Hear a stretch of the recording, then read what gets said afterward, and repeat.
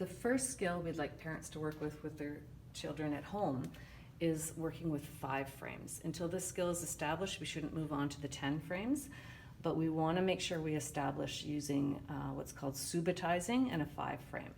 So for example, in this 5 frame, students should know that there are 5 boxes.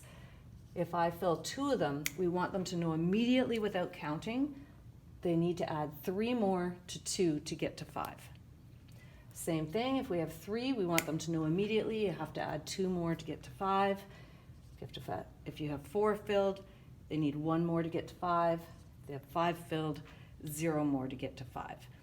They can write out the number sentences that go along with that. For example, 0 plus 5 equals 5, 1 plus 4 equals 5. That's not necessary right away. What we really want them to know is to be able to recall those facts without counting on their fingers. As soon as they've established that skill, then we want to bump up to the 10 frame. They should know immediately that this is 5 and that the number 6 is 5 plus 1 more. Again, we don't want them counting the dots, we want them to know it immediately. We also want them to understand that if this is 6, they need 4 more to make 10. Our whole number system is based on tens, so this skill is critical to them being successful in working with numbers. Again, 7, they should know immediately it takes 3 more. 8, they should know immediately it takes 2 more. 9, immediately it takes 1 more. 10, it takes 0 more.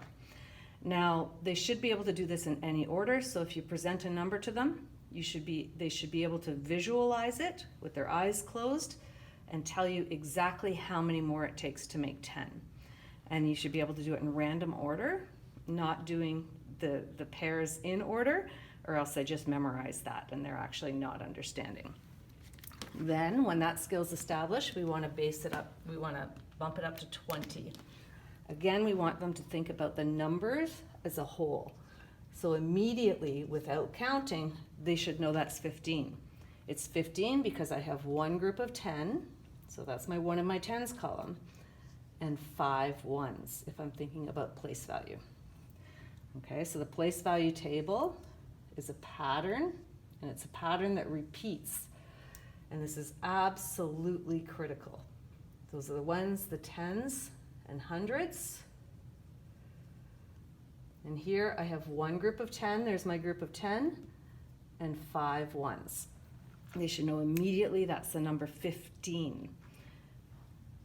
If I have 17, they should know immediately I need 3 more to make my next group of 10, which would give me 20.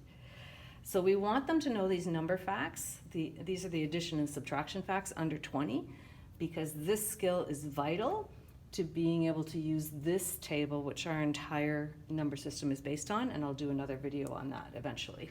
So working with your child with 10 frames, and you can use buttons or beans or pieces of macaroni, straws, anything you wish, using these mats, establishing the skill with your child will really help. The other thing it helps with is being able to add quickly. So for example, if I had the number 7 and I want to add 5 to it, the child should be able to picture immediately in their head the number 5 and the number 7, combine these 2 lines to make a 10 and 2 more to make 12. So we don't want to see counting up on the fingers.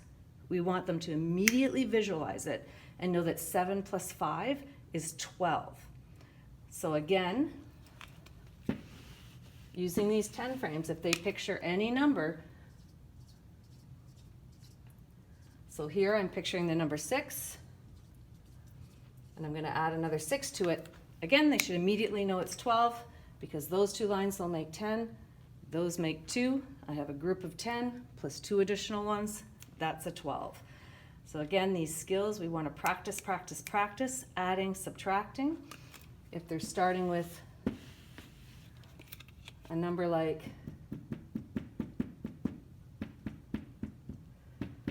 17, I want to take away 5, immediately they should know that's 12. Without counting forwards or backwards on the fingers, they should know it's 12 because we've got a 10 a row of 5, and 2, if I'm subtracting 5, I'm just taking away a row of 5.